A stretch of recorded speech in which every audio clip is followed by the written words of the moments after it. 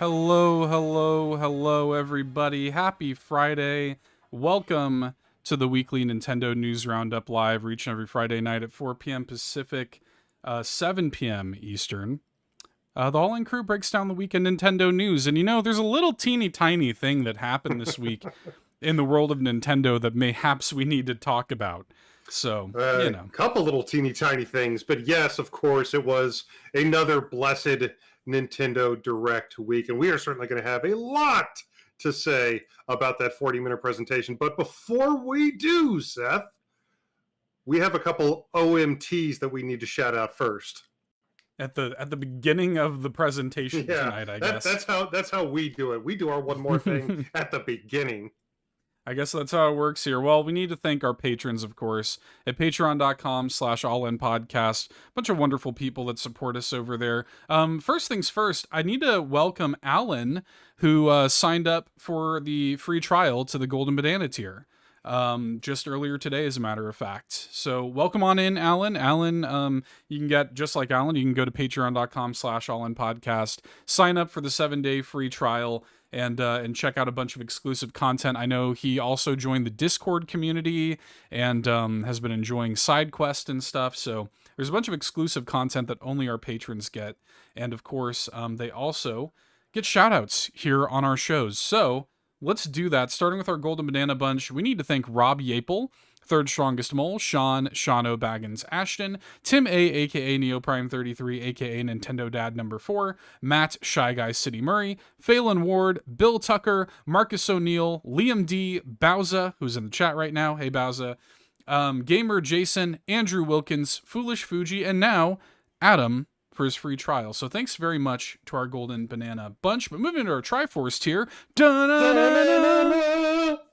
and you thank Josh Vaughn, the godfather of Tingle Love Tuesday, John Datfast Cummins of the Retro Logic podcast, as well as the On Topic Retro podcast, the Globetrotting Jet Setting Nintendo Hub and Sparky of the Nintendo Hub right here on YouTube, Adam Caparello from the Retro Groove podcast, Shy Guy, the other half of our Shy Guy mod squad, thank you Shy Guy, Daniel Hinojosa, Dan and Luma, Solo Something, and the legend himself.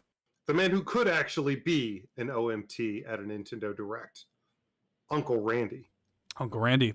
Thank you very much, Uncle Randy. Thanks so much to everybody who supports us over there. Once again, 7-day free trial to the Golden Banana tier and get a whole bunch of exclusive content. See what all the fuss is about. Join Alan and all those other fine people who are checking that out over there. We really appreciate it. We've also got merch at bit.ly/allinmerch, so you can definitely check that out too.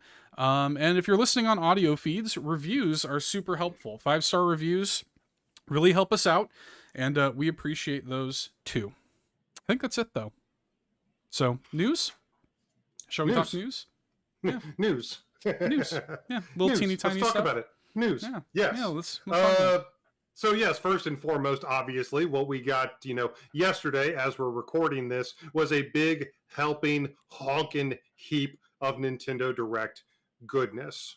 And there's gonna, honestly, we're probably not gonna be able to touch on absolutely every game that was shown off in this Nintendo Direct, because it genuinely feels like there were 100 different games in this showcase, but there are absolutely some big players that we are going to need to hit. But top level thoughts, I had to go back and rewatch it.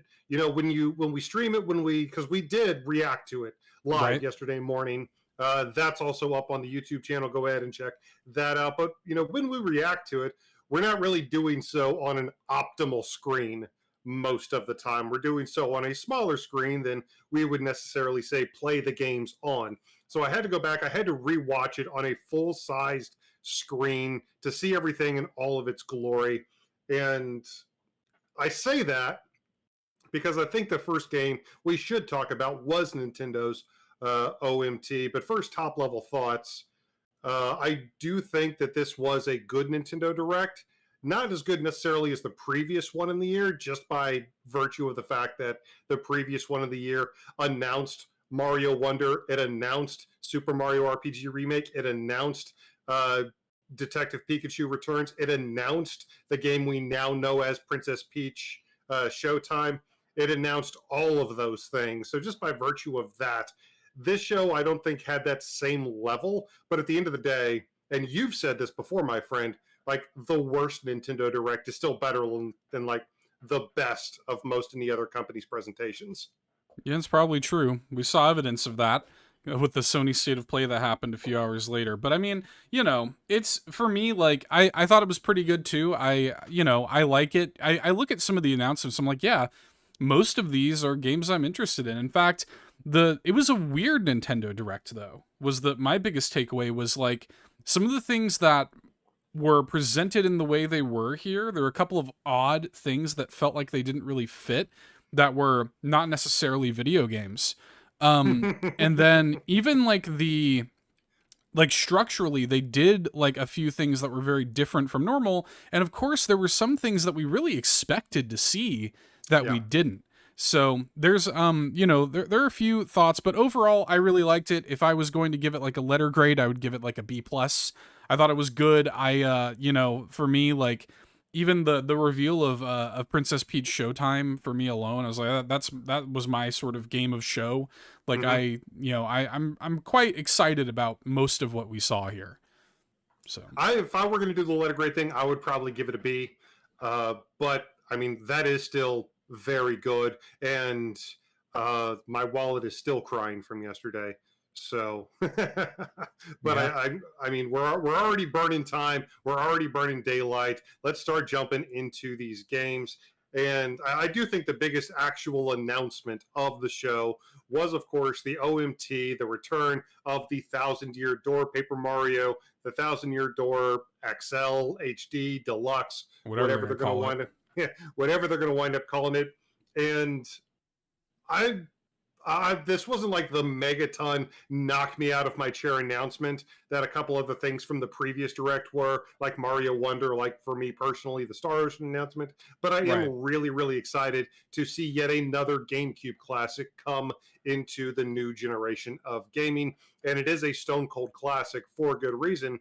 And going back and rewatching the direct and seeing the Thousand Year Door on a bigger screen really helped me appreciate how much more crisp that game looks compared to the GameCube version. I think it looks even better, frankly, than the Origami King, which is still a very good looking game. But being able to appreciate the aesthetics and just the visual fidelity of the game on a rewatching really made me even more excited for that game. Again, I'm not blowing my top off, but this is still going to be a day one. And if it's a game you have never played before, I highly recommend remedying that come next year. That's exactly what it is for me. Because, like, for me personally, I really like this game. I think Yep. Thousand Year Door is great, of Yep. course. Just like everybody else, we had somebody commented on our VOD actually and was like, "You guys weren't that excited about Thousand Year Door. This is crazy." I'm like, I am excited about it, but I'm mostly, if I'm honest, I'm mostly excited that it just exists for the people who haven't played it, because the game has become very cost prohibitive in the modern age. It's like a $200 game now. But meanwhile, like, there are people who have already played this in the past or might still have a way to play it now. And even if you don't, to again, just to be blunt, like, I personally prefer Bug Fables to any of the Paper Mario games. It's really good, And you guys. like, there's this game Born of Bread that's coming out later this year that is also very much in line with the classic Paper Mario. In other words, I sort of feel like it's too little too late when it comes to like the return of like classic Paper Mario. When it does come back, it is a remake of an old game, a great old game, but still a remake of an old game. When again, I could just as easily play some of this new stuff from independent developers that have had to pick up the torch after Nintendo dropped it. So, Yeah. you know, that's where I Now, come at. I will say, I'm going to just reinforce what I said at the end of our review of Paper Mario: The Origami King way, way back in 2020. But I am glad that this is going to exist for people who are wanting a more traditional type Yeah, of Paper Mario experience when stuff like Paper Mario: The Origami King is really the only Paper Mario game on the Nintendo Switch. Yes, I know the original is on NSO, uh, But I said I wish they would remake Thousand Year Door for those people who wanted a more traditional experience. And here, 3 years later, exactly that has happened. So I'm just gonna, like I said, reinforce what I said then. For the exact same reasons that I said Nintendo should do it, I am now happy that they did. Not saying that I'm drooling, but it makes me very happy. More so for the people who are incredibly excited and are drooling. Yeah, I'm looking forward to it. Look, it's like I'm gonna get it day one. I'm looking forward to replaying it. It's been a little while since I've Yeah. replayed the game, so like I like don't get it twisted. Like I am looking forward to this, but it just was not the biggest announcement of the show for me personally. So I mean, going into what probably was the biggest announcement of the show, I was not expecting to see this much of a game that up until yesterday we just knew as some ridiculously long-winded title in a in a stockholders report somewhere. But I really, really liked what they showed off with Princess Peach Showtime. I think it looks I think it looks like a fantastic follow up to Peach's previous exclusive single player adventure from the DS. mhm. It looks awesome. I mean, the gameplay wise, it looks nothing like Super Princess Peach, and it almost kind of feels like Nintendo would rather forget about that game. But Yeah, it hasn't really um, aged very gracefully. But I will say, one of the things that I really liked about the gameplay was, everybody's jumping around about the costumes, and the costumes look great. One of the things I haven't really seen anybody talk about is the fact that every time they showed a new costume, they showed a brand new, completely different chunk of gameplay. It yeah, wasn't just a different setting, it was a brand new chunk, a brand new gameplay system. So with the sword fighter and the kung fu, sure you had a more combo centric stuff, but with the chef you have like that cooking mini game, and with the hmm detective you have something that looks akin to like Hotel Dusk, or another game that we may be talking about in a few minutes, but a more Pikachu Returns, Detective Pikachu style game. So it looks like there's going to be a ton of gameplay variety in this title, and that's what makes me most excited. hmm yeah, same. And it's funny. I've seen some people sort of say like, the gameplay looks very like simple. I look at this and I'm like, this is filling that Kirby slot. Like that's what this is. This is, and I it's could see even that. like it's coming out in on March 22nd, which I think is very close, if not literally the same day that Kirby and the Forgotten Land came out. Like it is, they're slotting this in where Kirby usually goes, and it is the kind of I wouldn't be at all surprised if they follow that sort of Kirby formula of like kind of simplistic gameplay, but maybe has a little bit more teeth, maybe even in like a post game situation than it's letting on. This is a full priced, like triple A title, and this is more or less a completely like refreshed take on Princess Peach. Of course, her design is pretty much the same, but giving her really the spotlight, for this game, I think is a big deal. I love the title. I think the title is perfect.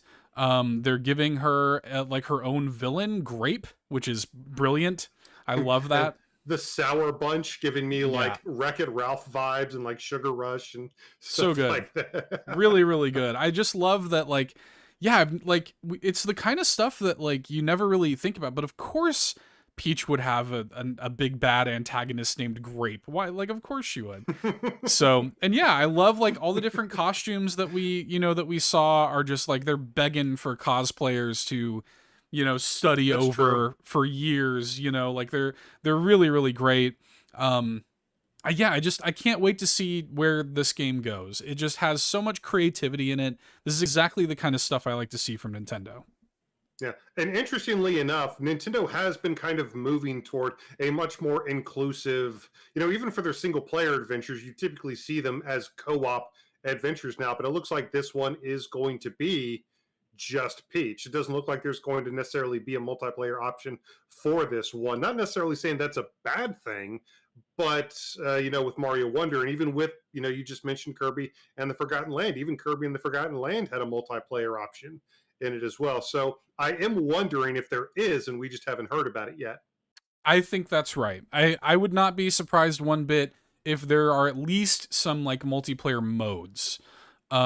If not like full co-op or whatever, I wouldn't be shocked one bit if there are at least some kind of, multiplayer functions, mini games, whatever the case may be. This is a very like playful kind of game. Like you're going to Yeah. these different shows. It looks like there's going to be 10 of them. It's going to, have all this different gameplay. It's going to have a new outfit, culminate in a boss fight, and all the rest. Who knows if there's going to be a post game? Who knows if there's going to be side content? But that looks like kind of what we're dealing with here. And there's a lot of fun little like Easter eggs, like when she turns into the like the chef Peach, she's carrying around cookies that are just the Yoshi's cookies, which are, it's just really good little stuff like that. I just am totally picking up everything this game is putting down. We see that there's like collectible coins, which means that there has to be something for Peach to buy, so there's a lot of interesting stuff to look at and pick apart here, but I'm very into it. I'm excited for this. I think that they are positioning this to be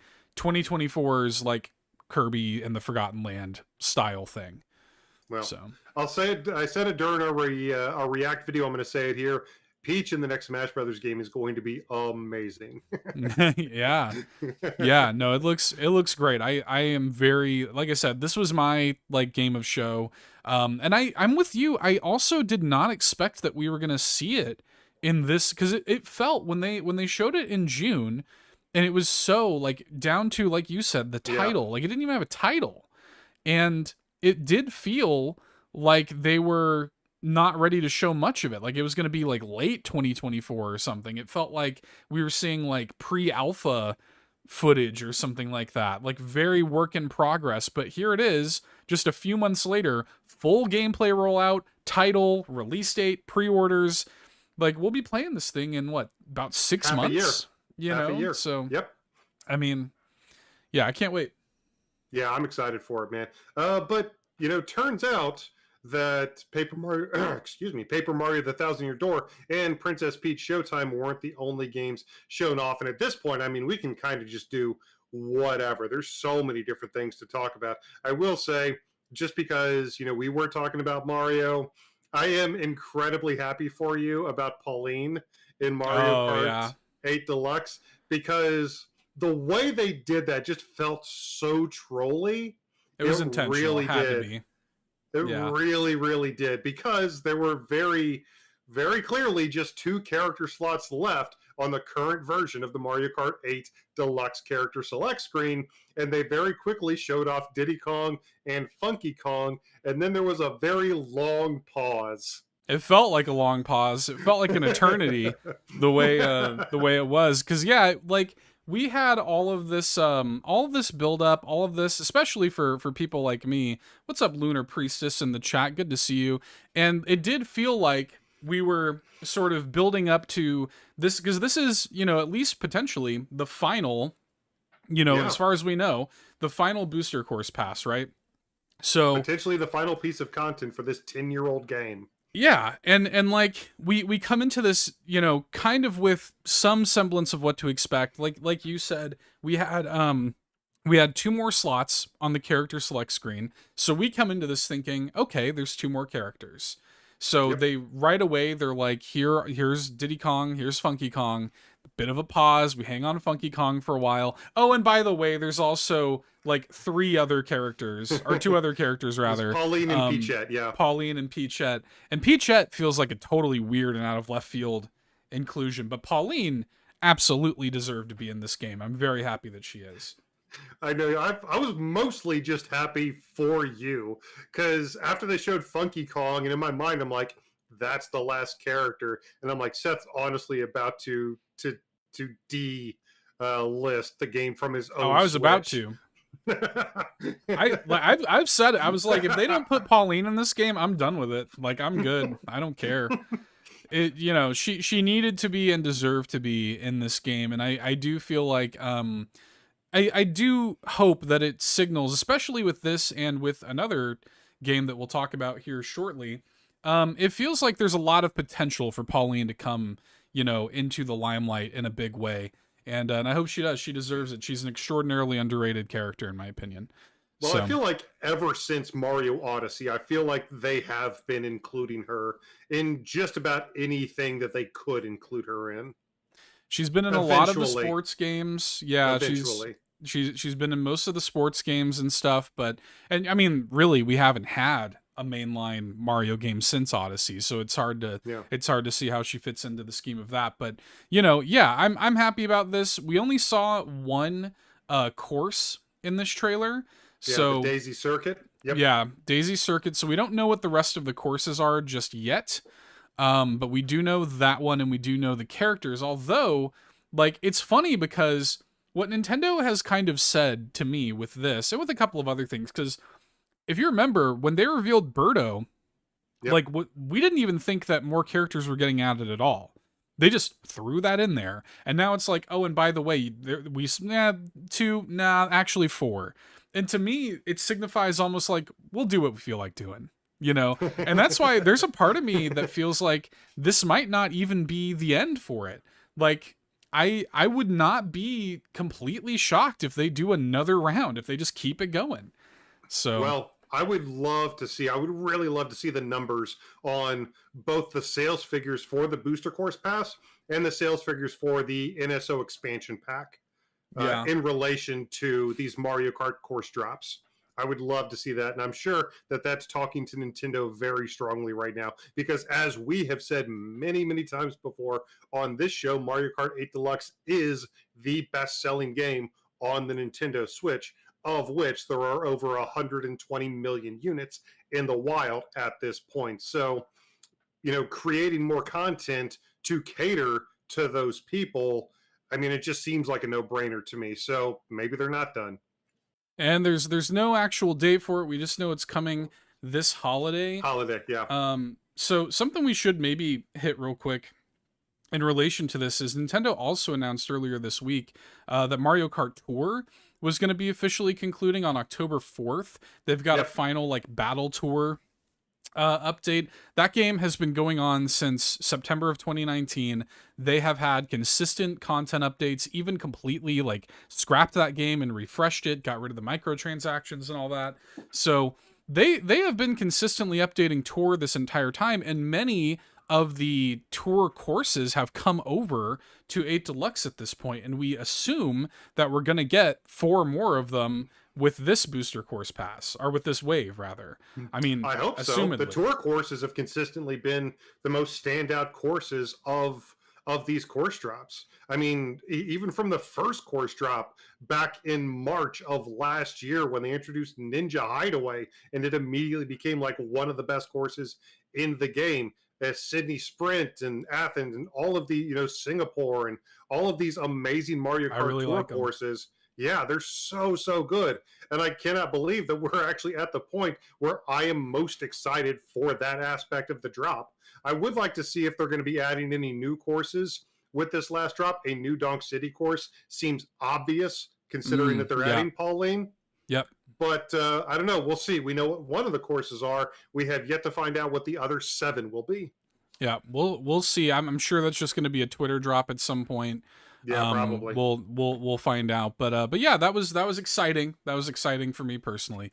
Nintendo decided to extend an olive branch to me. They did not want to lose me as a fan, as a Mario Kart player, so they decided would to go want to? ahead.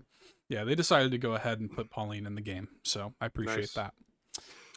Well, I mean, we've been talking about Mario this entire time. You want to just hit Mario versus Donkey Kong? Yeah, because that's a series that kind of has something to do with Pauline as well. So Exactly. yeah, sure. Yeah, Mario vs. Donkey Kong. So this is a remake of the first game for the Game Boy Advance. They're remaking it, whole new coat of paint and everything. Actually adding co-op, which a lot of people are kind of missing. Like the fact that this has co-op is pretty major. But the first Mario vs. Donkey Kong game is effectively Donkey Kong 94 2. 2, yeah. So, like, the fact that we're getting this is actually really exciting to me. I'm looking forward to this. Yeah, I would personally love to see a remake, and this is another thing I said during our reaction video. I would love to see an updated version of DK94. I would But too. this is also really cool. The Mario versus Donkey Kong, aka like the Mario and Minis series, feels like it's always been on the outskirts of Nintendo, but it's always just kind of been there in one way or another. There were some interesting amiibo minis games on the Wii U, and they had several like Minis March Again on the 3DS. I thought was actually pretty cool. But going back to the quote unquote origin of the series on the Game Boy, and like having it, turning it into a full console retail release. This isn't a collection of multiple Mario and Donkey Kong games in the series. It's just a remaster of one Game Boy Advance game that hopefully they won't put a full price tag on. It's not. No, it's not a full price release. It's actually $10 cheaper than your normal release. So not a full release on it, but I'm looking forward to it. I'm looking forward to seeing how the co-op works. I think the co-op is actually going to be pretty neat on this one. It's coming out soon. It's coming out February 16th. 2024. And yeah, like in terms of the, because the Mario versus DK series did kind of lose the plot at a certain point when we got to the DS and stuff, like, which is when Pauline was introduced to it. But they started to really focus on the minis and make it like almost like a Lemmings like experience. But this one, again, the gameplay and the structure of it is very similar to DK94, Yep. which is maybe the best game for the Game Boy. So It's so good. I'm very happy to see it. I would love the only like issue that I take with this, and I understand why they did it, is the visual style. I think the visual style is just kind of boring. I think it looks good and like clean, but to me, especially stacked up, like anything that does not look like Mario Wonder now just looks kind of boring by comparison. Well, trying to, I think there's this thought that when you remaster something, you need to update the visuals to make it look like the exact same visual style if done today. Yeah. And I think that a lot of developers, a lot of AAA developers specifically, aren't taking enough chances when it comes to stylistic choices. Uh, I think one of my favorite remasters on the system is Wonder Boy 3: The Dragon's Trap, Yeah. which has this stunning hand-drawn art style, and it looks amazing. But it's effectively just a reskin of a Master System game. But like that art style just pops so incredibly well, and I would like to see Nintendo maybe say it's okay to actually include and inject some personality into the visual style of these games, because it New Super Mario Brother, that style looked okay back on the DS, but as we add more and more polygons and as these things start to as the visual style starts to flesh out more and more, it just feels more and more vanilla, frankly. Again, not saying it looks bad from a technical standpoint, but there's nothing about the visual style that necessarily pops. No. Yeah, but I am looking forward to it. This is going to be a cool little thing, and I'm hoping that this means, hopefully, maybe, because somehow it's like they frankly, Donkey Kong 94 should have been a launch title with the Game Boy NSO. Yeah. But since it wasn't, and since it isn't even announced for the service yet, I'm really hopeful that this will sort of be a signaling fire to Nintendo of like, oh right, we should do that. That game's really good and people like it. So, well, when it comes to Mario versus Donkey Kong, I'm excited for it. I still think that $49.99 is a little overpriced, but I think that they can earn that price tag with one big addition. okay. Mario versus Donkey Kong, I think, would be another really good title to inject user created levels. That'd I be think cool. they'd be simple enough that a lot of people could wrap their heads around.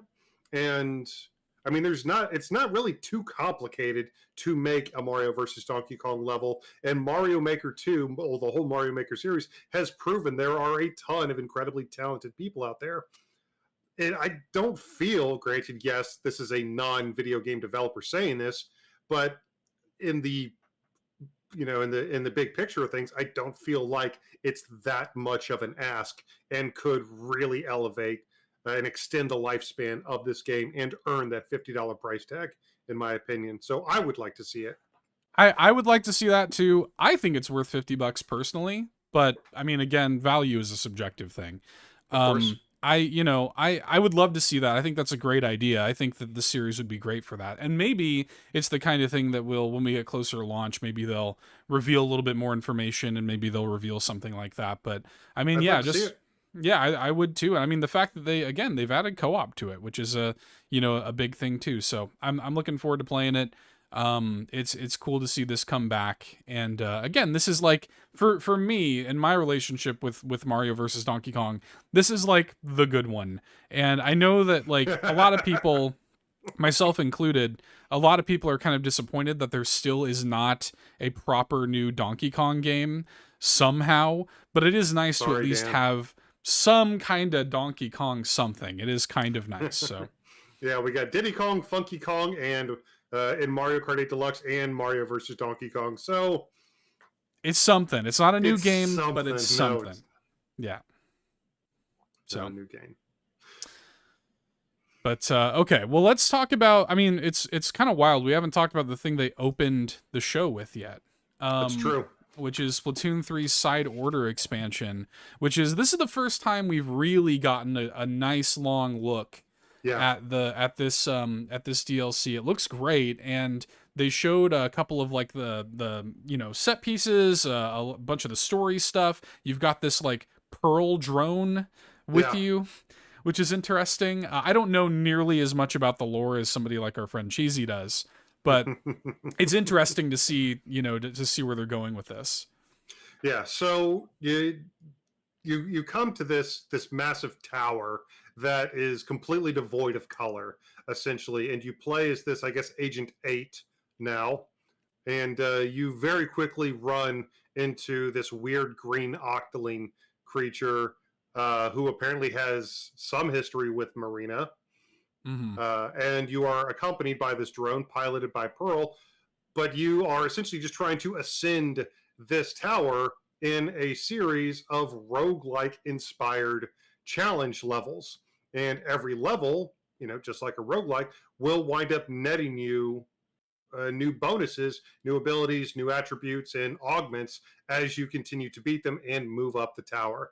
And I guess it looks like there's a way for you to like choose between a set of different levels and between each one, or maybe at certain uh like I don't know exactly how they're going to do it, but it looks like there will be some type of way to let you choose your path in some way, shape, or form. I assume there will be boss levels at specific intervals up the tower, but it looks like what you would imagine a roguelike Splatoon experience looks like.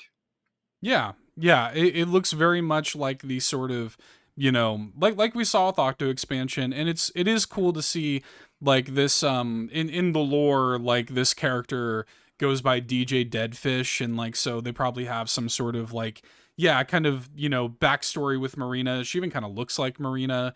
A little bit. And so I'm sure that they're going to get into that. The Order versus Chaos thing, which was the final sort of big Splatfest for Splatoon 2, which is informing this like Chaos won, which is why the sort of apocalypse setting of Splatoon 3 is a thing. And now we have Side Order, which is this very sort of like yeah devoid of color, monochromatic. Interesting. It seems like color is going to be like a thing in this because there's even like an option like the things that you're collecting from these stages are palettes. Yeah. They're called palettes. So pretty interesting. I'm going to be really curious to see what they do with this, and I'm really excited to play it. But we're going to be waiting a long time because it's not coming until next spring, which was surprising to me and really has just signaled to me that they just announced this thing way too early. Yeah. Like, I mean, we just passed the first anniversary of the game, and we've talked recently on the show about games that have waited too long for huge DLC story content updates like this. We talked about it in relation to Rayman and the Sparks of Hope DLC. This game has now been out for over a year. We're about to get the final story update for Sonic Frontiers this month, and it came out 2 months after Splatoon did, and even the new Sonic content we're getting this month still feels incredibly late. yeah. Yeah, it's just, it's unfortunate because I think what they were doing there is like, well, we want to go ahead and charge people for an expansion pass and have them strike while the iron is hot. So let's put Inkopolis in there as like wave 1 of the expansion pass. And then, whenever we can get this out, we'll get it out, but let's give them a little tease. It's even when you even look at the opening shot of the announcement trailer versus the opening shot of this trailer, it is obvious how much extra time has gone into it. And the fact that it still isn't coming out until next spring, I think really just goes to show me that they probably didn't show anything in that announcement trailer because they didn't have anything to show. That wouldn't surprise me. And to Splatoon 3's credit, they have been releasing a lot of content. It's not like Splatoon 3 has done nothing since launch. Yes, they've had multiple seasons and big runs and new catalogs, and of course the multiplayer table turf battle update, and the Inkopolis update, which was frankly kind of disappointing. But there has still been a lot of new content added to this game. But ever since it released, this side order, this big Octo expansion style addendum to the game is something that we've just all been waiting for. Mm-hmm. Yep. Yeah, I'm excited. It's gonna be the kind of thing where like when this I really kind of hope that they just, now that we have seen this trailer and now that we know that it's not coming until spring, just sit on it. I don't need to see anything else. Just hang on. Just sit on it. Keep doing your Splatfest. Do your, I'm hoping we see Splatoween next month, maybe. I really hope true. so. Just keep doing that thing. Keep your seasons coming and all of that. Hang on, just hold. And then when you're ready to actually drop a date, then show it to me again. Because I don't want to see anything else until you're ready to show me a date. Because I was very surprised at how far out this thing was. It was way further out than I think I expected it to be. Yeah, well, the trailer didn't even have the date. We actually wound up going back to the oh my god, I can't remember. I'm just Shinya Takahashi. Name. Yeah, thank you. We got back to Mr. Takahashi, and he was the one who wound up saying, "Was like, yes, by the way, you can look forward to this coming early next year." And I'm like, "Wow, really? Next year? Okay." Yeah. All right. Yeah, that was surprising to me. But again, it's just that is miscommunication. I mean, that's what that is. It's just y'all showed it too early. So, anyways, regardless of all of that, I'm excited. Coming spring 2024, and I'm gonna play it when it comes out. Looking forward to it. Nice, very nice. In terms of first-party Nintendo stuff, what else was there from this direct? We did see the Detective Pikachu Returns. We got a nice little trailer for that. They showed off some stuff like following scent trails with Growlithe and knocking over obstacles with Darmanitan. So it looks like they're adding a little bit. They're dabbling in gameplay variety in Detective Pikachu Returns, at least.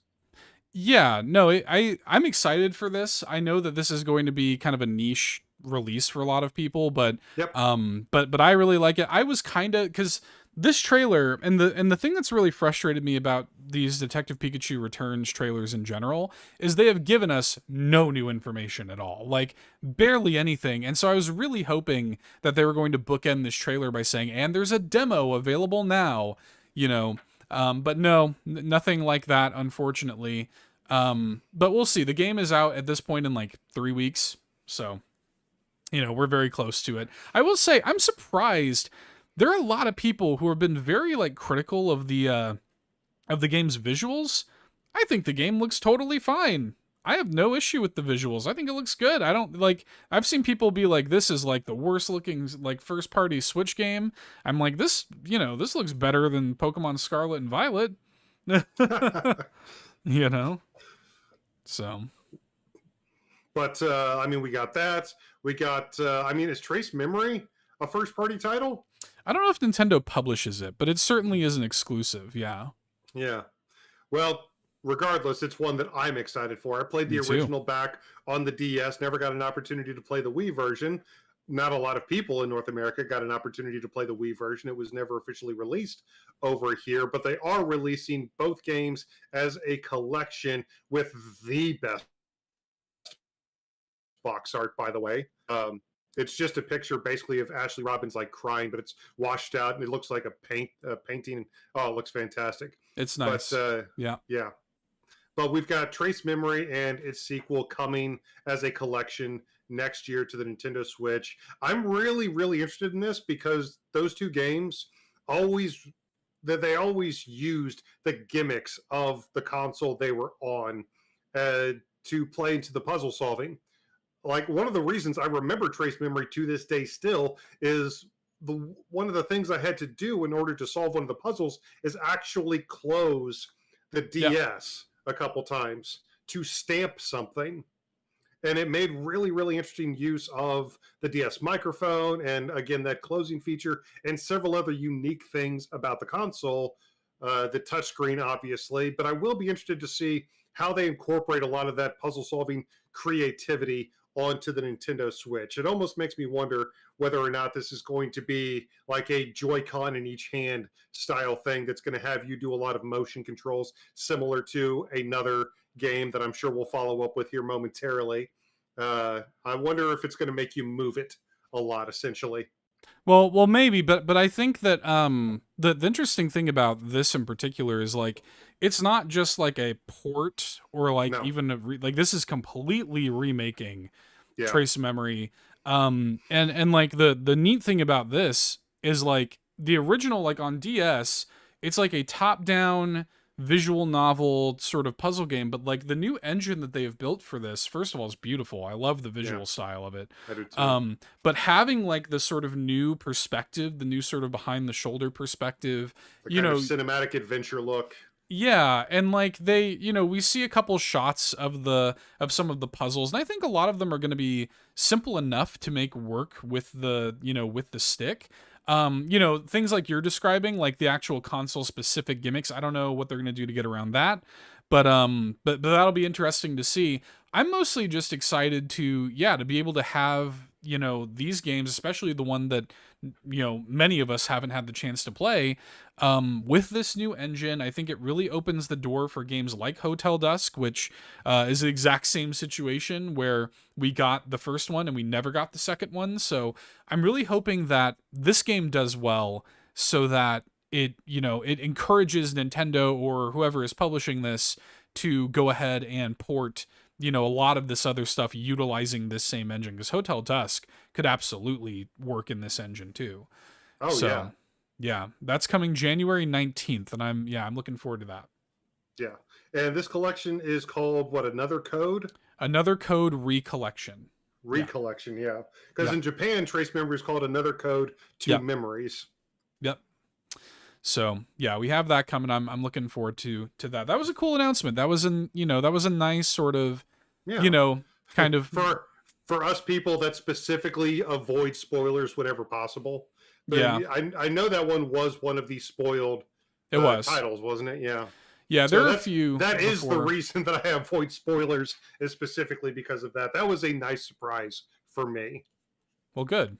Yeah, a lot of the big stuff was kind of spoiled. We had this was leaked beforehand. Mario versus Donkey Kong was leaked beforehand. Another game that was kind of a big surprise was also leaked beforehand. F-Zero 99, Yeah. um, which is an NSO, a free NSO drop that was shadow dropped that day. It's available now if you're an NSO subscriber. I've already got a video up here on the YouTube channel for it if you want to check it out. And I've been playing it off and on. It's absolutely chaotic and it's mad and it's exactly what it sounds like. It is F-Zero, but a 99 game. And I do like Nintendo turning a lot of these games into some type of battle royale. I really enjoyed Mario 35. I really enjoy Tetris 99. I really enjoy the Bomberman 64. I'm really glad it's back with Super Bomberman R2. And I really want to check this game out. Just like the rest of those battle royale games, it is a free download if you have a Nintendo Switch online subscription. So even if you have the base subscription, this is a free download, and there are a lot of cosmetics and different things that you can unlock to customize your vehicle with. But it looks like a ton of fun. The track above the track looks like a really cool gimmick, Yeah. and yeah, it looks like I know a lot of people were really hoping for a follow up, but we actually talk about this a little bit later in tomorrow's full episode of All In a Nintendo podcast. But if a new F-Zero is something they're interested in, maybe let's show Nintendo that we are interested in F-Zero. Yeah, I think that is the big thing. First of all, yeah, play it if you want a new F-Zero. Secondly, though, I was talking about this a little bit in our Discord earlier today, I think, Hmm. but you're starting to see a lot of people who have either never played F-Zero, never gave it a shot, or have always been intimidated by it. They're jumping into this. Nintendo has removed those barriers of entry where it's like, hey, now it's just baked into the subscription service you already have. You can easily and for free, in quotes anyway, for free, check out an F-Zero game and a new and interesting F-Zero game that a lot of people are playing and get a feel. And it's also an F-Zero game with onboarding, which is not common for this traditionally hardcore series. This tutorializes F-Zero and gives you a sort of accessible way to experience what F-Zero is.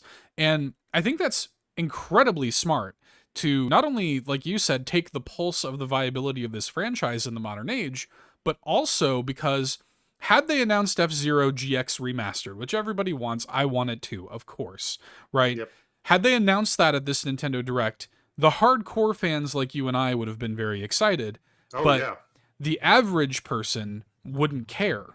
Well, now, all of a sudden, because F-Zero 99 exists, you are creating new F-Zero fans. So that when it does come time to announce GX, you have more people interested in it than you would have otherwise. So, low key, I think this is a very smart move on Nintendo's part. Well, there's like F-Zero is on the original F-Zero is Yeah. on the Super Nintendo, and so F-Zero X is on the N64. So if Hmm. those games felt a little bit too daunting, a little bit too much of a barrier of entry, I something about these battle royale games does feel more accessible. Because it's Like you're silly. It's you're ridiculous. just Yeah. jumping in with a bunch of other people. A bunch of other people have no clue what they're doing. It's a brand new game, and because it's a brand new game, nobody really knows the meta yet. Nobody really knows how it works. So I think that alone is also encouraging for new players as well. And maybe they'll jump in after playing this and see what maybe the classic games are all about, which hopefully will. I don't know if Nintendo can actually get data on which games are being played when NSO apps are booted up, I'm sure they but can. Yeah, because I would they. imagine they can. Well, yeah, because they have those My Nintendo missions that are for specific games. So they definitely have a way of tracking it. Yeah, Yeah. Yeah. that's fair. So hopefully this fuels more interest in the series because, yeah, just like we just said, the GameCube is the last time a new proper entry in the series on console at least was dropped in our lap. So I know we had that F-Zero on the Game Boy Advance, but it's still been way too long. But at least we got this now. Yeah. In 2023, we got a new F-Zero game.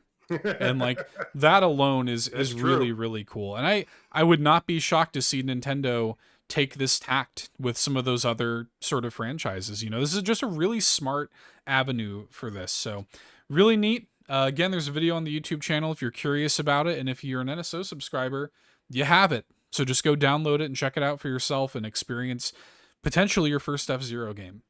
Yeah, So one of a few shadow drops from yesterday's presentation. Um, but like level scale of 1 to 10, after we saw it yesterday, what is your excitement level for WarioWare Move It? WarioWare Move It, I'm very excited. On 1 to 10, um if 10 is like Mario Wonder, WarioWare Move It's probably like an 8. I'm very very excited for it. I'm a huge WarioWare fan, of course, and I think this game looks great. I'm so happy that this is going back to the smooth move style of motion control. Yeah. I love motion controls. I know people are hit or miss. Like the Wii is my favorite Nintendo system. I love motion controls. I think they're great. And I love innovative use of the motion controls and the way that this game is doing what WarioWare has always done and taking advantage of the hardware by using things like we see usage of the IR sensor in the Yep. Joy-Con, which almost nobody uses, but we saw it twice in this Nintendo Direct. So Exactly. that made me very happy. And all these interesting new like multiplayer, modes that they have in here. Yeah, it looks Mhm. great. I mean, I can't wait. At the end of the day, I mean, it's a new WarioWare game, but unlike WarioWare Get It Together, which did focus more on controlling characters on screen, this one is going to offer a much more different type of experience because it's actually going to require you to like to it's basically going to be WarioWare Just Dance. I think would be an easy way to describe it for a lot of people, because you're actually going to have to do motions while holding the Joy Cons. They showed off some weird things where you actually have to hold one on your face with the other one behind your back and Yeah. like do a pecking motion, and Hmm. another one where you're swinging a lasso, another one where you're fishing. So I'll be interested to see all the different weird motions that the game asks you to make. I will say, it looked like there was only about 16 quote unquote forms that the game actually has you take, because that was one of the big kind of things is uh, you're going to have to do a lot of motion controls, but it looks like there's only about 15, 16 kind of base positions that the game is going to ask you to get That's in so yeah. that it can register whatever you're doing. That's how it was in Smooth Moves also. Yeah. Yeah. So that this is, I mean, this is Smooth Moves 2. In Yeah. Japan, it's literally called Smooth Moves 2. So they so that's exactly what they're doing here. I can't wait. I think it looks great. Smooth Moves is one of my favorite WarioWare games. It would be in my top 3 for sure. I haven't ranked them, but it's up there. So I'm really excited for this. This is going to be great. And I like the sort of island vibes, of it, the island getaway vibes. I will say this trailer was the first time we really got to see Wario like speak. We in that first one he would did his typical that that kind of thing, but Yeah. we didn't actually get to hear him like speak until this one. And now hearing this, I'm like, yeah, I would have been able to tell that isn't Charles Martinet. Like hearing the it doesn't sound bad, but it's a very different sounding Wario in this game. Yeah. So yeah. Be interested to see if Wario and Mario are still voiced by the same person, but we don't have too long to find out. But yeah, WarioWare Smooth Moves coming out November. Yeah, November 3rd. Yeah. Yep. Awesome. Well, God, there's honestly, it still feels like we've really only hit the tip of the iceberg in terms of games that were shown off at this. We did see, I mean, just still with first party Mario stuff, with first party Nintendo stuff, we got a new trailer for Mario RPG.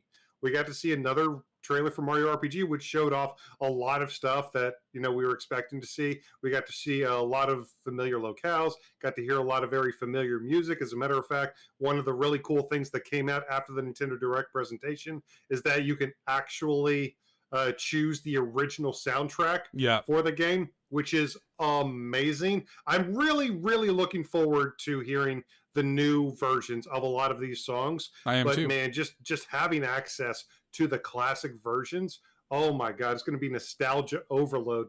But we also got to see these new like triple attacks essentially Yeah, looks as you cool. continue to do timed attacks, as you continue to hit button prompts, as you're needed. This little gauge in the bottom left starts to fill up, and once it hits 100, you can do this ultra powerful triple attack based on whichever characters are in your party. And apparently it's different for every trio. Not that there's a lot of different trios in the game, there's only a few characters. It's not an overly large party that you get access to in Mario RPG, but it's still nice that they're trying to add a little bit more flair to the game. I'm really excited at the post game boss rematches. I really can't Yeah. wait to try those out. Yeah, I'm curious what the like incentive is going to be behind that. Like why do it?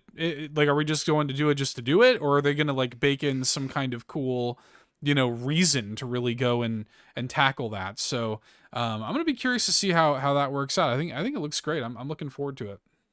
I wonder if level 30 is still going to be the max level in that Yeah, who game. knows? Yeah, who knows? I don't There know.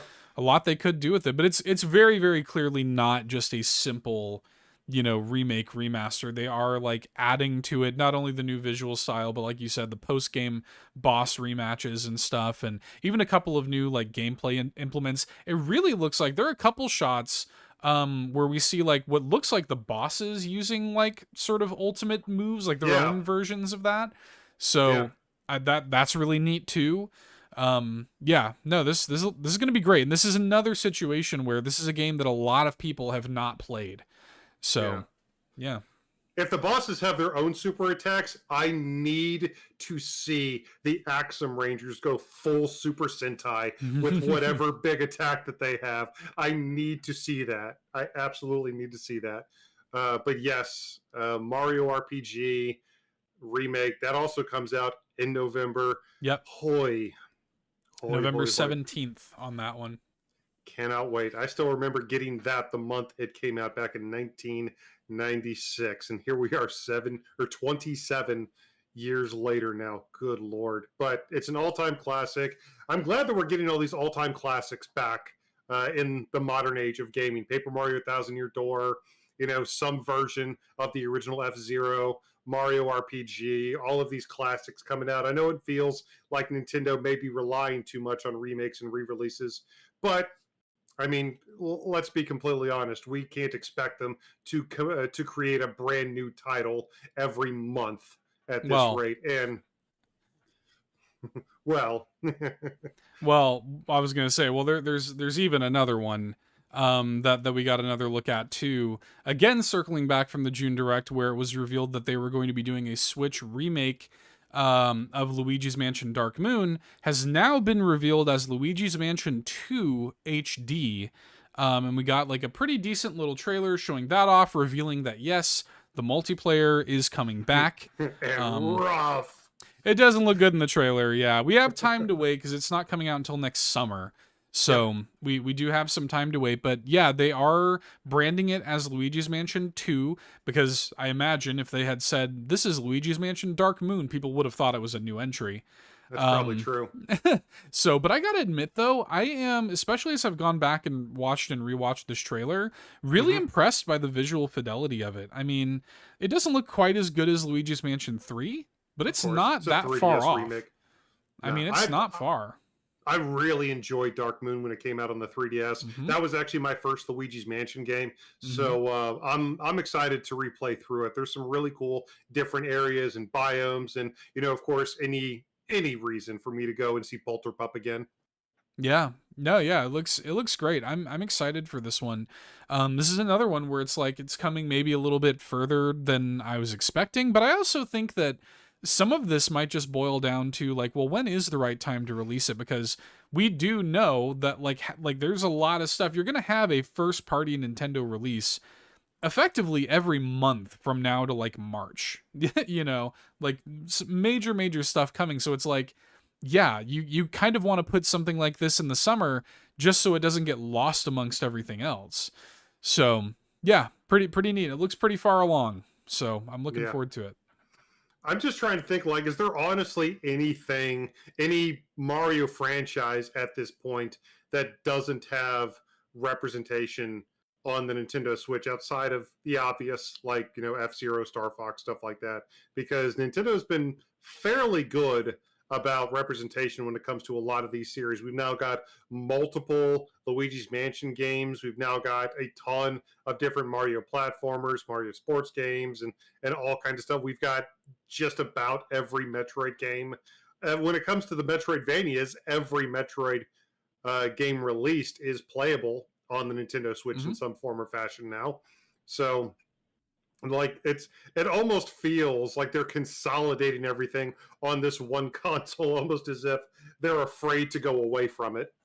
No, I mean, why wouldn't you be? It's done quite well for them. So, they also, this is a strange one that we should hit really quick. Probably like the biggest head scratcher of this direct for me was they revealed that the Nintendo Museum is a thing that is opening in Japan next year. This came right after Luigi's Mansion 2 HD. They're like, yeah, we're doing this. It's the Nintendo Museum. Here's like an like an architect's mock-up of like what it's going to look like. It's opening next year.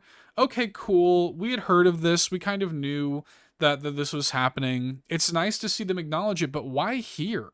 Why in this direct? It would have made sense in the Japanese direct. But in the American direct, you're talking about this thing that's happening in Japan. I understand maybe you want to encourage tourism to Japan or something like that. That's all well and good, but it seemed very out of place to me.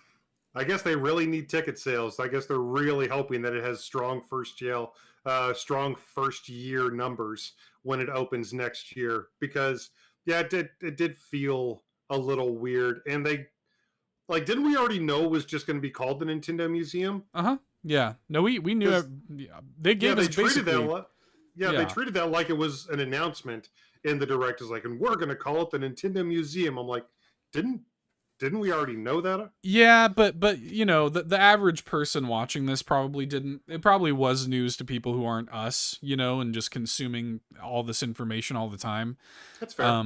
So you know, I get like why you would want to announce this publicly. Again, I just don't know why it was here. Just a strange announcement for this direct, but is what Uh, it is. but that That was just a yeah, that was just a quick little hiccup. After that, though, Yeah, that segued into Amiibo. They talked about some of their upcoming Amiibo figures. We've got the Zelda and Ganon figures dated now for November 3rd. yep, hot So Ganon.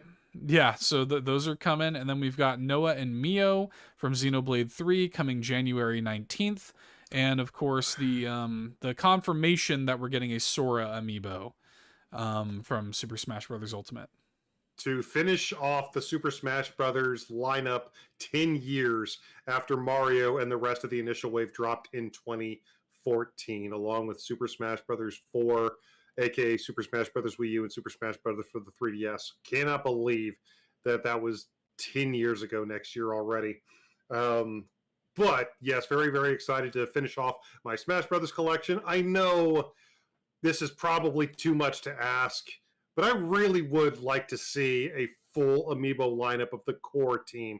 I'd like to see Lance and Senna and Uni and Teon, but I don't know. I don't think it's going to happen. I think Noah and Mio are going to be the only ones we get, unfortunately. But I would I'm really like to see the whole team because it is such an ensemble-based game. It's not just those two and the rest of the team. It feels very much like a full party experience. Like no one is technically more important than the others. I agree. However, we're lucky to be getting these. That's fair. That's so you're not wrong. so You're not I'm wrong. I'm counting my blessings on this one. I'm frankly shocked that we're getting these cuz like this is coming out now, you know, a year and a half after the game did. So, like that's a little nuts. But I'm excited. Like it's going to be great to have these, but it is, you know, this is again another situation where this is coming out like way after, you know, the game does. So, Yeah, the yeah. Xenoblade Chronicles 3 is amazing, and you should definitely play it if you have 150 hours lying around. Yeah. But I mean, speaking of Vanillaware, Mmm. I figured that would be a nice segue. So we have a new tactics RPG apparently coming that is, according to them, going to the tactics RPG genre is now reborn because of this new Unicorn Overlord game, which admittedly does actually look kind of rad. And again, just because it's Vanillaware, I'm interested in it. But like I don't know, it's there's so much going on, especially with the battle screens and everything that they showed off in that trailer. It was genuinely hard for me to even remotely keep track of how it would even work mechanically within the course of the game. But it looks pretty cool. It looks pretty cool. Again, Unicorn Overlord, this new tactics RPG from Vanillaware coming soon. I think it looks really cool. Yeah, Again, I'm not like sold on it or anything, but you know, there are a lot of people who were like that for them. This was like the game of the show. You know, I know a yeah, lot of people in our community were very. I think the art is beautiful. yeah. It's gorgeous. Yeah. Yeah, Vanillaware is known for their great art. The title, I mean, like, what does that even mean? Unicorn Overlord? Like, guys, come on. Well, they did talk. Apparently, unicorns do play into the lore and the story Oh, I'm somehow. sure it I does. guess there's some unicorn ring or unicorn brooch or something. It's the last unicorn. I don't know, but apparently But they're unicorns riding are. unicorns. They're riding like armored unicorns, and I mean, I get it, but Unicorn Overlord, like, that just, I mean, that literally, it sounds like that episode of South Park where like Family Guy's being written by the two manatees with balls on the tank. That's what it feels like. Unicorn and Overlord came down the tank from the manatees, and this is what we got. I don't know. We'll see. Vanillaware has earned a little bit of leeway. as far as I'm concerned. So I assume the game is still going to be at least decent. But I'm sure it'll be great. tactics, yeah, Yeah. tactics RPGs are actually enjoying. No, I won't say a renaissance necessarily, but we've had a couple fairly notable ones pop up recently on the Nintendo I Switch. I would call it a renaissance, man. There's a ton of like great. I mean, like tactics RPGs. You even go back, 5 years, and there wasn't as many as we're getting Anything, now. yeah. I mean, like it's the stuff that we're getting now is really standout. So, yeah, they're gonna be a lot of, again, not necessarily my cup of tea, but there are a lot of people who are really into this. Comes out March 8th, 2024. So this was definitely a standout. Yeah, yeah, it really looks. And oh, man, just in terms of other standouts, whew, like there's still so much. Like just F-Zero 99 wasn't even the only racing game shadow dropped from this Nintendo Direct. Horizon Chase 2, which I'm personally really excited about, that also shadow dropped. I fell in love with Horizon Chase Turbo earlier this year, and I'm really, really excited for Horizon Chase 2. That's on the Nintendo Switch. If you're a fan of like Cruising USA, Pole Position, a lot of classic like cabinet style arcade racing games, then you should probably take a look at that one. In addition to that, there was another game that got shadow dropped. Is it not Warframe, War Masters, War Are you talking about something? Wargroove? Wasn't Is it Wargroove? Wargroove? Yeah, Wargroove 2 was not shadow dropped. Oh, it wasn't Um, that. It wasn't that one. Then there was another game with War something that was actually shadow dropped. Uh, but it looks like hmm. I think they said it was an open world Oh, RPG. are you talking about this thing, War Tales? War This Tales, thing? yeah, yeah. Yeah. Okay. All right. So I I forgot all about this, to be honest. Yeah. Yeah, there are a couple of games that admittedly were kind of easy to forget. There was a MOBA like Battle Crush or something that I had to remind myself was actually part of the Nintendo Direct, and a couple others. But I mean, oh, just so much. In terms of like non Nintendo stuff, though, what really stood out to you, my friend? I mean, Trombone Champ. Yeah, I mean, like the fact that Trombone Champ is coming to, or it was shadow it's dropped. came. It's Yeah, here. and I It's immediately here. bought it. The Trombone Champ is like something that, I already had it on PC. It's been out for a little while on PC, but it's just like this one of those great indie game success stories. Just one of the small little studio that made a very janky and dumb and very memeable rhythm game that is based on, public domain music. And it's just so great. Like I love the story behind it. I love that it exists. It's not a game about doing well necessarily. Like even if you do great at the game, it's not going to sound good. And honestly, the Switch is probably going to wind up being the definitive version of the game, because not only is it going to have 4-player multiplayer, so and I think the line in the trailer is like 4 people can toot together. Up to 4 players can toot That's so together. great. That's so great. But they've also got some a control scheme where you can take the IR sensor and move your hand like closer and further away from the Joy-Con to control the game that way. So it's got unique control methods and 4-player multiplayer. This is going to be the definitive version of the game. So, yeah, I'm excited to get into it. Just the way they're using the IR camera to mimic I don't know what it's called, that part of the trombone Yeah. where you push Yeah. it in. Yeah, that's so great. That looks amazing. I may have actually even tried that out because I saw a lot of people playing it on PC over the past year. Genuinely, like, this is my game of the year. Yeah, it's just like this is what video games are. It's just fun. Like it's It's just just silly, stupid, fun, memeable. stupid fun. This Yeah, is, this isn't trying to be Guitar Hero. This isn't trying to be some high standard, like white knuckle rhythm game. This is just let's just have fun playing this stupid trombone game with these. Again, it's not like Lady Gaga's not like on the soundtrack. It's playing like Oh Canada and like, yeah. Ode to Joy and stuff like that. Yeah. yeah, just public domain music. I really really like this, and I'm excited that we have it on Switch. It was a total surprise. Had no clue that this was coming, and to have it shadow drop was cool. I'll also say in another indie that stood out to me, I've been specifically waiting for Dave the Diver to come to Switch. Yes. So the Yeah. fact that this is coming October 26th, the demo for it was shadow dropped as well. There's a video on the YouTube channel right now of me playing the demo, and it's great. And I'm excited to finally get to play this because it's another one that has been on PC for a while and has finally made its way over to Switch. So really Yeah. cool. Kind of like Moonlighter, where A little. where the game is basically split between managing a business and then going out into the world to collect resources, or in this case, fish, Yeah. and to run your seafood business. So it looks really cool. It's got reviewed incredibly well on PC. It's got high 80s in terms of review score. I think maybe even right around 90 aggregate review score on PC. So I'm really interested to check this one out. Again, there's a free demo right now on the Nintendo Switch. Demos only are going to help sales, I feel like. So if you have a game, you should, in my opinion, you should have a demo on the Nintendo Switch. If A couple other possible. demos, Yeah. yeah, a couple other demos dropped this past week, but Dave the Diver is definitely one that I want to try to make time for this weekend.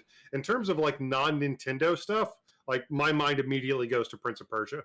It looks amazing. Prince of Persia, I think, was the second game that we saw at this presentation, and it just looks really, really great. Something I didn't realize, we're not actually playing as the prince. Right. We're playing as a character named Sambor or Sandor or something like that, but I guess it's your quest within this game to save the Prince of Persia this time around. So, but the action looks incredibly fluid. It just, I'm already sold. It just still looks amazing. Everything that they showed off with the different boss fights, with the Chimera and with the giant snake and the incredibly satisfying looking platforming and just everything. Just, I need all of it right now. The game looks amazing. They said pre-orders do come with a Warrior Within in-game skin, and I really want that now. Yeah. So, but yeah, Prince of Persia looks like it's going to knock our socks off this January. Yeah, it continues to look great. There's a lot of like little stuff, in here as well. But I think we hit the big ones. They're doing a Tomb Raider 1 through 3 remastered, which is kind of cool. I'm a little like worried that they're not going to touch the controls, especially considering that it's Aspire handling this port. So I think that this is not, I don't know if this is going to control super well. I think it's going to control like the old games did. Yeah. So, which was not good. So we'll see. We'll see. We'll see. A couple League of Legends spin-offs that were shown off. I'm not a big League of Legends guy, but hopefully if you're a League of Legends fan, they both interested look great. at least. I think they both look great. I think, like, I'm not a League of Legends fan either. Hey, Reese is in the chat. Yeah. I know you've had a little bit of a meh relationship with the spin-offs that you have played. Yeah, I played they made a rhythm game spin-off. I forget what it's called. Like Hextech Mayhem, I think maybe is it. But anyway, I played that. I didn't think it was that good. I've played a couple of these and they're very hit or miss, but I will say, like, the two they showed here, they showed this game Bandle Tale, which seems like it's kind of a Stardew Valley-ish, sort of thing. I love the visual style. I think is gorgeous for this one. I really love the way it looks.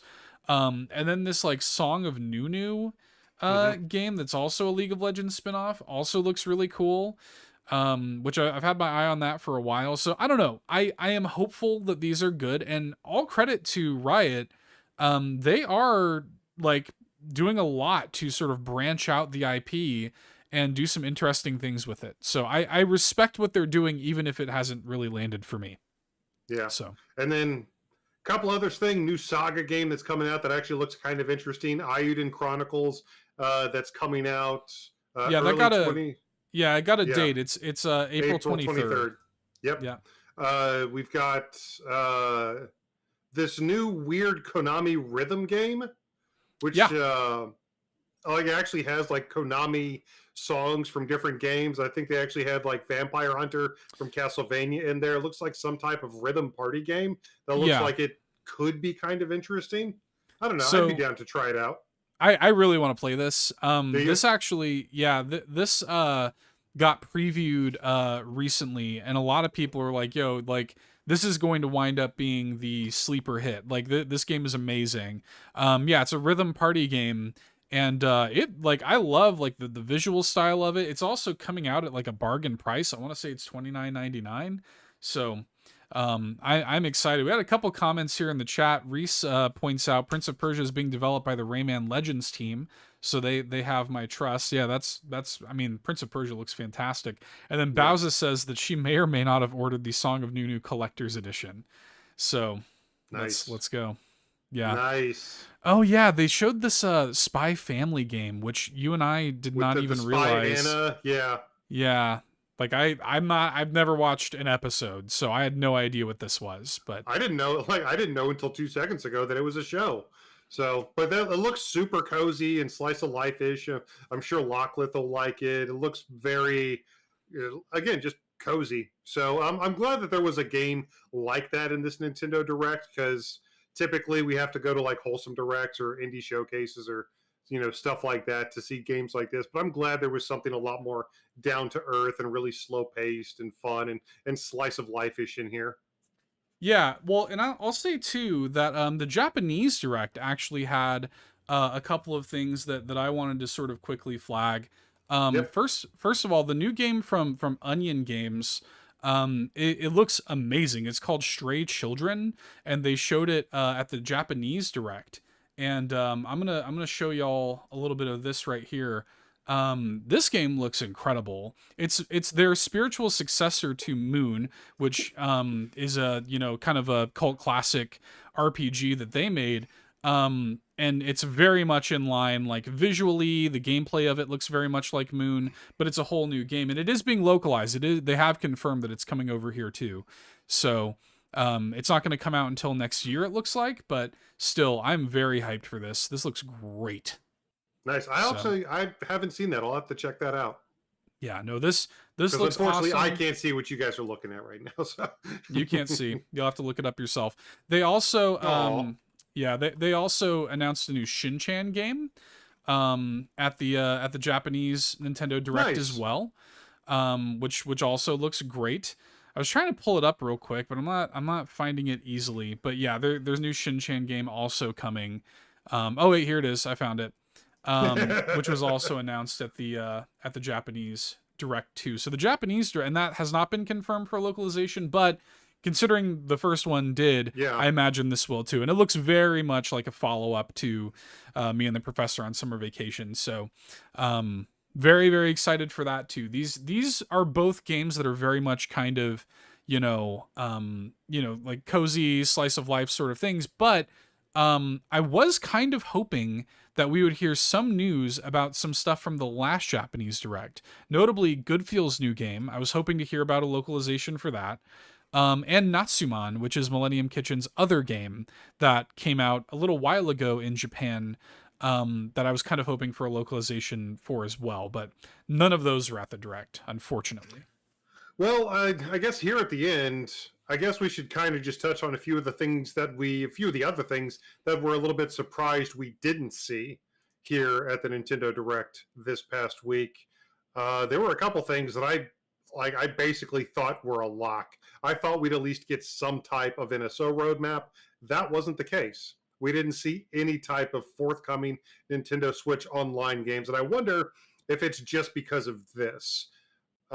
Nintendo last year, they showed off a ton of forthcoming games for the Nintendo Switch Online services, but those obviously over the course of the next year weren't the only games to get released. There were a lot of surprises in there as well, and I wonder if they're seeing more of a spike in subscriptions when they just surprise people, as opposed to announcing something that people know aren't going to be available for maybe months down the road.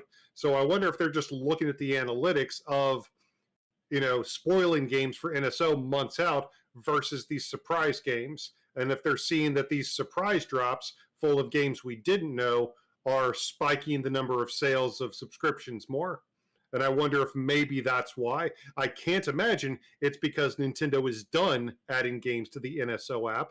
But I was still really surprised that we didn't get some type of announcement of some forthcoming games.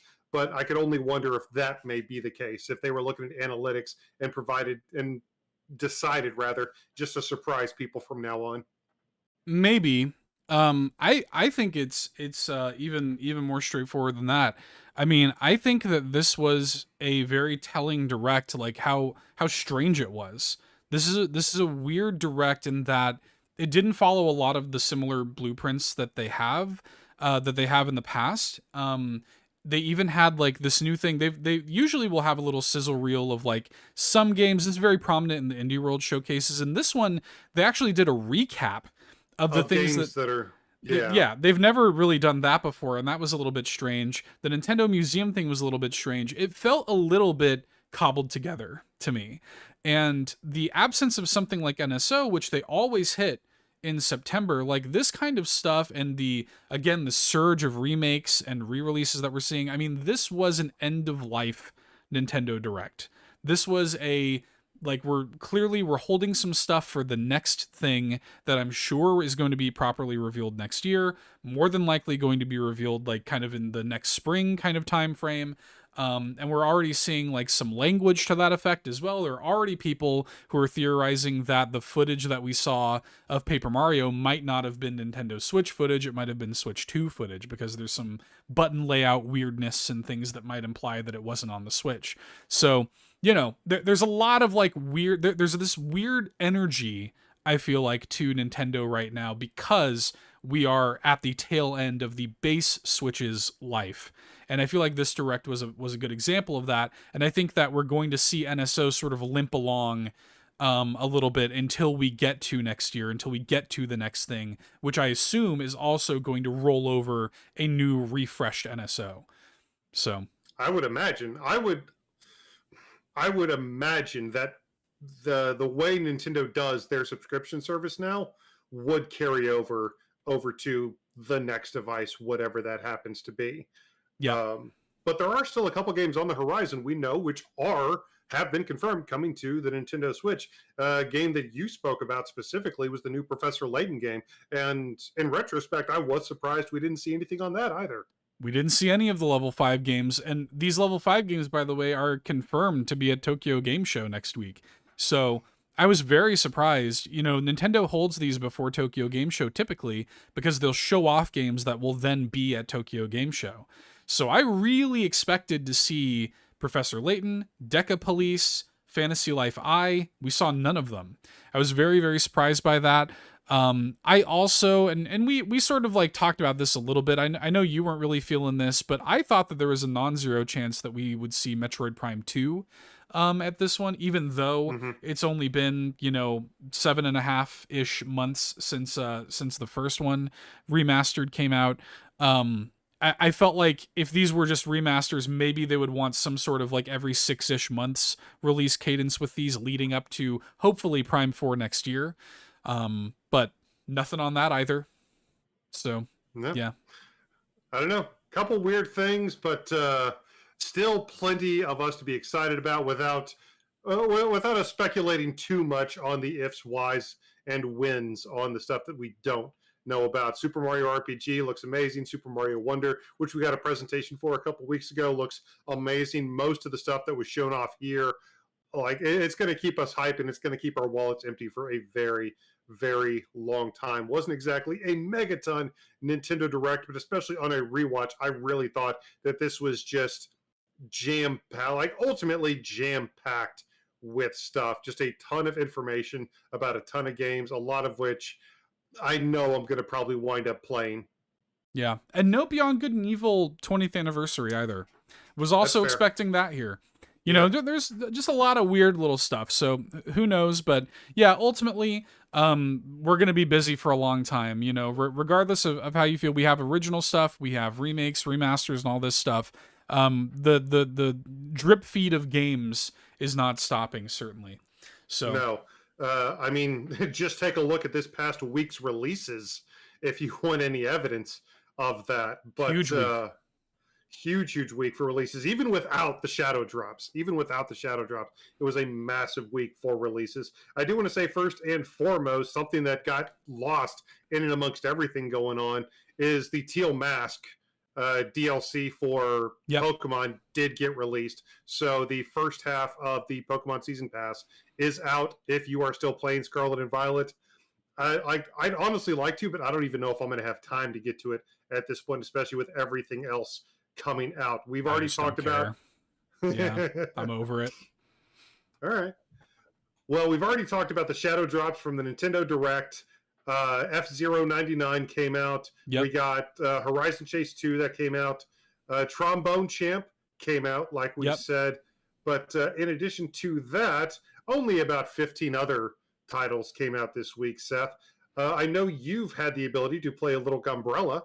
Yeah. Yeah, I played a bunch of Gunbrella on stream, as a matter of fact. So you can watch the VOD for that here on the YouTube channel. Played it for like 3.5 hours. I love it.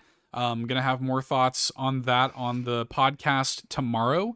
So stay tuned for that. So yeah, Gunbrella is now out from Devolver Digital, and it's excellent, and y'all should play it. Yes, another video that you made was on another game that came out, another Crusade. So that's Yep. also out as well. Yep. Solar Ash, the game that surprisingly got a very quick turnaround Switch release, that came out this week. A game that I would love to check out. A game that I really didn't think would get a Switch port, but Same. here it is, and it is out. I would love to see how it runs on Nintendo's hybrid platform. Myth Force came out today. That's that weird game we saw at LRG3. Looks like a Saturday morning. Looks like the old Dungeons and Dragons Saturday morning cartoon. Looks kind of interesting. I'd be interested to check that one out if I literally had any time. But if that sounds like it's up your alley, that also released on Nintendo Switch this week. In addition to that, I've only vaguely seen stuff about Thunder Ray. That's like a Punch Out kind of thing. It's like, that's what I thought. Yeah. Yeah, it's like an indie Punch Out kind of thing. It looks really cool. The animation's beautiful. I would like to check that one out. I've had that on my radar for a little bit. There's also, speaking of indie games, AK Solotl came out, which I've had on my radar for a little bit, which is just, cute axolotls being hyper violent with AK-47s, and it's exactly what it sounds like. So must buy AK Solotl. Yeah. So that's pretty cool. I know you've been looking forward to Escape Academy, which came really out. have. Escape Academy Complete Edition came out this past week. That was part of just this never-ending 3-day deluge of new releases that started about the middle of this week. I really hope to be able to check that out because this, like that whole escape room stuff, has always really interested me. And it looks like Escape Academy is a very good representation of that idea. I haven't played it yet, can't really vouch for anything, but it is one that I've had on my radar for a long time, and I very much hope to get the opportunity to check that out. If I do, I'm absolutely making a video on that and throwing that up on our YouTube channel. The Baten Kaitos 1 and 2 Remastered came out today. That I know might get lost in the sauce for a lot of people with everything going on because that wasn't at the Nintendo Direct and nobody's really been talking about it for a while. But Baten Kaitos 1 and 2 Remastered did release today as we're recording this. Another one that's probably lost in the sauce. Well, maybe not even lost in the sauce. I'm probably one of 6 people on the internet that cares. But I'm glad that Super Bomberman R2 is out. A sequel to an actual launch day game from the Nintendo Switch. Super Bomberman R2 just came out this past week, and I have a couple impressions of that I will share on the main show tomorrow. And then lastly, little game called Mortal Kombat 1 that released in not quite early access, but the premium edition owners have access to it 5 days before the proper release on September 19th. For all of us psychopaths who bought the $110 premium edition, we are already playing the latest Mortal Kombat game. I did it just so that I wouldn't be spoiled on anything, but that is absolutely what I'm going to be up to this weekend, you all. Yeah, that's the thing, man. Like it all... It's so weird, like how those things will either enter your purview or not, depending on like your weird internet algorithm. Because you're like, yeah, I didn't see any direct spoilers. I'm like, I never saw any Mortal Kombat spoilers, but those are just the two different algorithms. You know what I mean?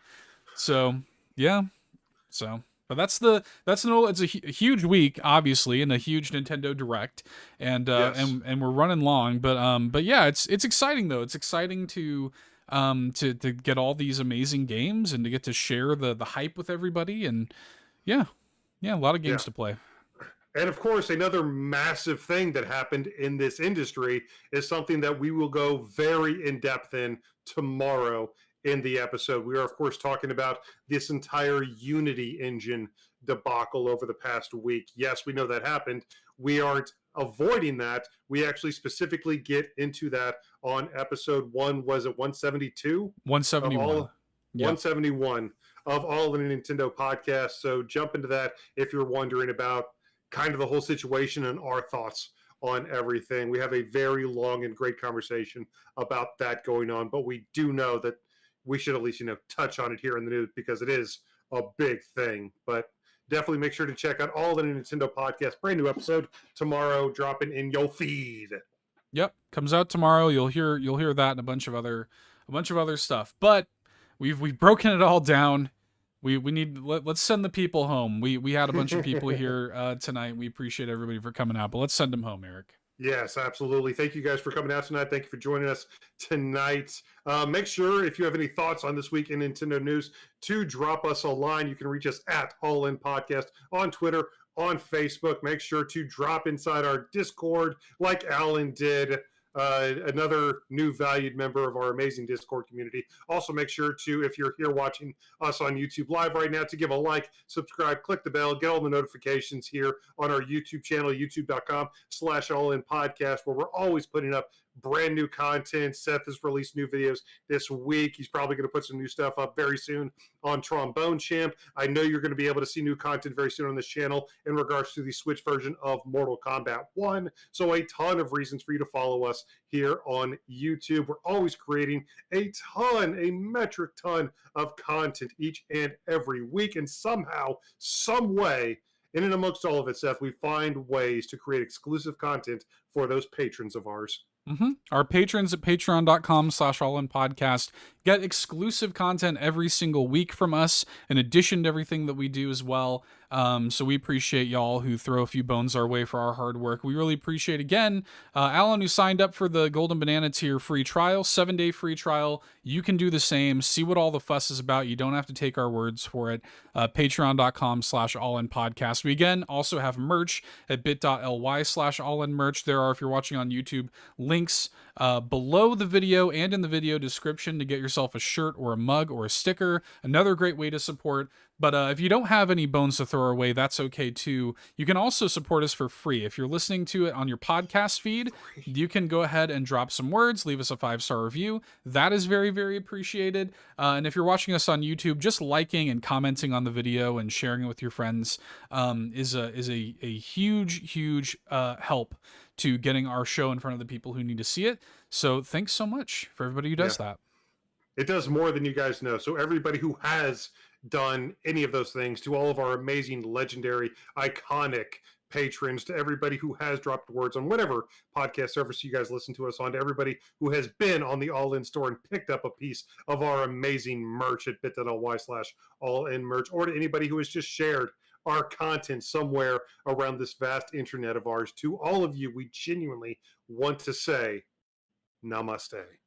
Namaste, everybody. Big thanks to everybody who came out tonight. Shout outs to Bowza, Lunar Priestess, Reese was here, Keegan DeWitt. I see you there in the chat. Hey, Keegan DeWitt. Big thanks to y'all for coming out and watching us live. Everybody, we have got a new episode of All In a Nintendo podcast hitting the podcast feed tomorrow.